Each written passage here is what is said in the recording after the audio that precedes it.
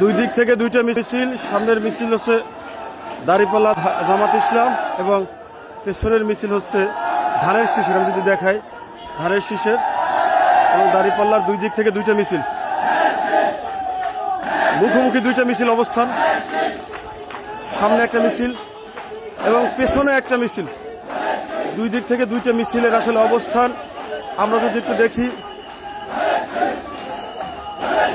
দেখি আসলে এক পাশে জামাতের লোক, তারা এক পাশে চলে যাচ্ছেন। আসলে এটা রাজনীতির